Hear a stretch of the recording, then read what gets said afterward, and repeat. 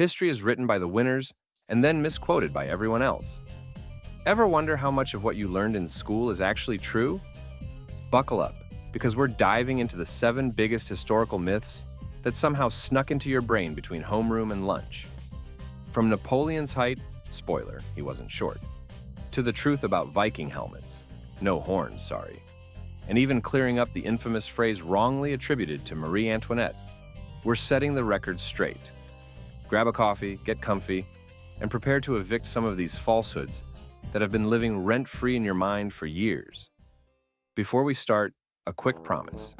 Every correction in this video is backed by detailed footnotes you could practically drown in. We've done our homework so you don't have to. If a single myth manages to survive this video, I'll personally buy you a slice of that cake Marie Antoinette never actually mentioned. And yes, I mean it. Historical accuracy is that important. Smack the like button if you're in. Algorithm karma is real, and it helps us keep busting myths like this one. Pop quiz: how tall was Napoleon? If you said 5'2" on a tall day, you've fallen for one of history's most persistent myths. This misconception originated from British cartoonists and propagandists who knew that clever exaggerations could outlast the truth. The reality? Napoleon's autopsy recorded him as 5 feet 6.5 inches in French inches, which translates to about 5 feet 7 inches in today's measurements, a perfectly average height for a man in 1821 Paris. In fact, during his time, he wasn't considered short at all.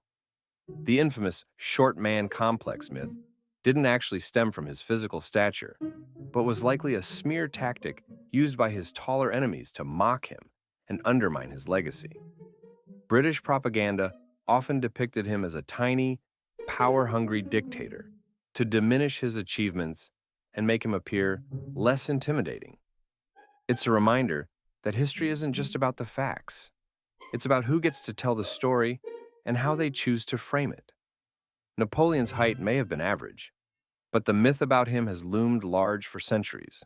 Blame Wagner, the 19th century Beyoncé of opera, for the Viking helmet myth. His operas demanded spectacle, so costume designer Carl Emil Doppler stuck fake horns onto the chorus's helmets to make them look more dramatic and intimidating. The idea stuck, and today, horned helmets are a staple of Viking imagery in pop culture. Reality, however, tells a different story. Archaeologists have unearthed actual Viking helmets. Simple, functional iron headgear with no horns in sight. These helmets were more like the medieval version of a safety hard hat, built for protection in battle, not for dramatic flair or cosplay. As for Roman C-sections, the truth is far less glamorous than the myths. The idea that Caesar was born via a C-section comes from the assumption that the term Caesarean stems from his birth. But history doesn't back this up. Roman C-sections were reserved for extreme cases where the mother had already died or was near death, since the procedure was fatal in those times. Caesar's mother, Aurelia, lived long enough to see her son rise to power and to fret over his political career, making it highly unlikely that he was delivered this way, unless, of course, she was secretly the first ever recorded zombie. Most scholars agree that Caesarean likely comes from the Latin word caedere, meaning to cut, rather than being directly linked to Julius Caesar. It's a case of history blending with myth to create a story far more dramatic than reality. Sorry, second-grade art teachers. No lumberjack dentures here. George Washington's teeth were a nightmare concoction of human teeth, some of which were reportedly purchased from enslaved people. Horse teeth, gold leaf, and hippo ivory. The ivory eventually cracked and became discolored, leading people to mistake the grainy texture for wood. This myth stuck, possibly because it's easier to picture the first US president chomping on wooden teeth than imagining the dark reality of his dental history. Picture biting into a sandwich and your pals insisting you're chewing on pine. Hardly appetizing. As for Cleopatra, she ruled Egypt with brilliance, rocked iconic eyeliner game, and reportedly spoke 9 languages fluently. But her heritage wasn't exactly what many think. DNA from her sister's remains suggests she was Macedonian Greek, not ethnically Egyptian. Her family tree was less of a branching diagram and more of an incestuous wreath, with generations of intermarriage among her dynasty.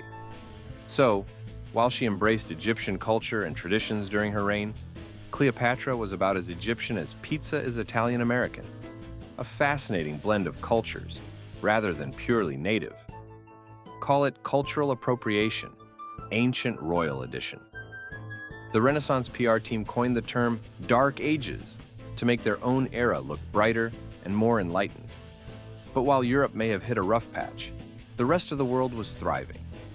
In Constantinople, scribes were busy preserving and copying Greek classics, while scholars in Baghdad were laying the foundations of modern science, inventing algebra, and creating game-changing innovations like the crankshaft. Even your morning coffee has roots in the 9th century, thanks to the ingenuity of Ethiopian farmers. Globally, the so-called Dark Ages were anything but dark. The lights were very much on. As for the famous "let them eat cake" line, it's essentially the 18th century version of a fake meme. The phrase actually originated from philosopher Jean-Jacques Rousseau, who wrote about a princess suggesting the poor eat cake decades before Marie Antoinette even set foot in France. There's no evidence she ever uttered those words, but that didn't stop revolutionary pamphleteers from attributing it to her. Why?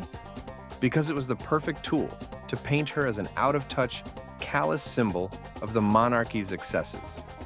Catchy villains make rebellion easier to sell, and nothing stirs public anger quite like a queen who supposedly mocks starving peasants. The phrase stuck, not because it was true, but because it was effective propaganda. After all, nothing moves merch or revolution like a snappy slogan. Lesson learned: never trust a line that fits perfectly on a guillotine poster. It might just be history's version of clickbait. 7 myths, 7 corrections, and 1 lighter brain. Ready to ditch the misinformation? In this video, we'll tackle common myths you might still believe and set the record straight. Drop a comment and share which lie you held onto the longest. Don't worry, we've all been there, and it's nothing to be ashamed of. Was it a myth you grew up believing, or something you heard and just assumed was true? Let's hear your stories. And don't forget to stick around for the next video. Curious about where these myths come from? Often they originate from outdated science that has since been disproven, cultural traditions that were based on limited knowledge at the time, or simply popular misconceptions that get repeated so often they start to feel like truths. These myths can spread quickly, especially in today's digital age. So, let's bust these myths together, dig into the facts, and embrace a more informed perspective.